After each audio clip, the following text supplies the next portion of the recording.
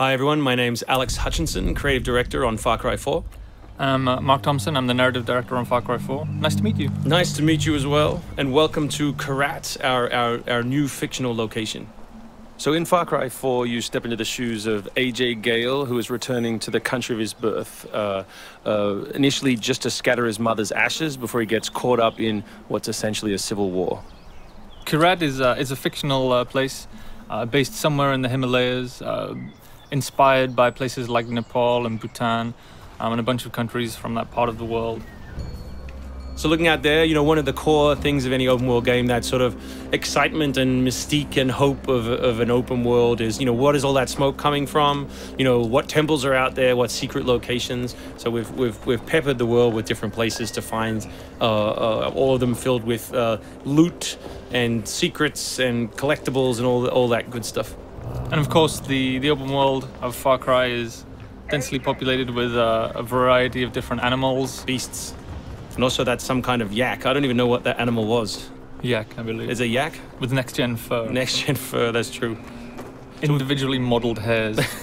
So you see here with with the eagle, you won't see it in this demo, but you can be attacked from above for the first time in a Far Cry game. So we've tried really to play with verticality, to have threats above and below you. And obviously you can still get involved in the ecosystem of the animals and hunt, and you can throw bait now. Yes, to attract animals. Yeah, and stuff like the eagle stealing the morale of the goat. Like, it isn't scripted, that's just what happens at the intersection of those two different AI systems talking to each other. The goal being that every player tells themselves a different story, that they get different surprises, that they have a different story to tell their buddies when they come to work the next day or go back to school or whatever. So a bunch of new tools in Far Cry 4, one of which you'll see here is the grapple. We wanted to make something that allowed you to clamber over those annoying cliffs you sometimes came across in Far Cry 3, and something that would also lean into the much more vertical, much more sort of mountainous regions we were building in this game. And that was a pretty simple example, but the level designers get pretty crafty with the setup. We have these areas we're calling adventure zones in the new game, which will take you to places like temples, which you can see from afar, and force you to use the grapple in sort of really interesting and different ways.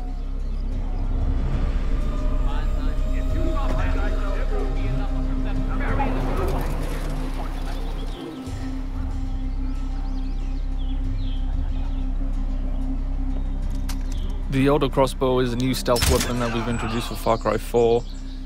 It adds a little more versatility than the bow did in Far Cry 3. Obviously it sacrifices the long range for rapid fire, but it's still a super useful stealth weapon.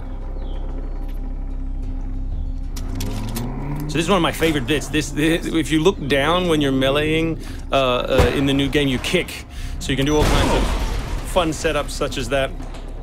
Kicking things is hilarious. I expect people around the world to be kicking rocks, explosive barrels, dead bodies come November.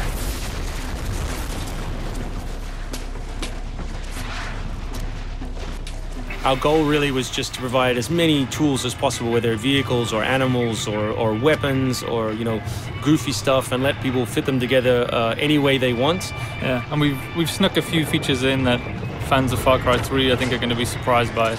Drive and shoot. Yes.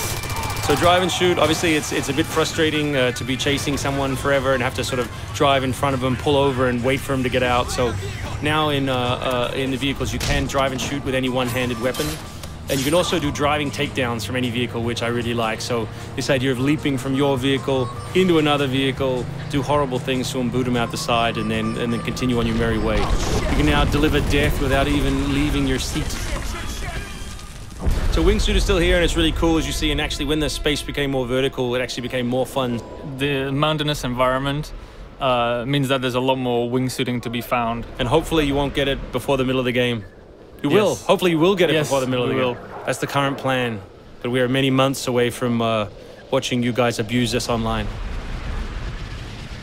Means that there's a lot more wingsuiting to be found. And hopefully you won't get it before the middle of the game. So here you'll get a look at elephants Elephants are awesome. Probably my favorite animal in the game. Weaponized in many different ways. You can drive them into a rage, watch them smash the other characters in the world, or you can clamber on top of one and drive it through the gate yourself. My favorite animal is the human animal. It's very Far Cry 2 of you, Mark. Oh, it's the Shark of Darkness. So co-op is a massive part of the new game. It's one of our big ways of opening up the open world and letting you play any way you want. So basically, when you ask your buddy to join, all the solo missions turn off, and you're left with all of the open world toy, the outposts, the fortresses, the towers, all the quests to play any way you want.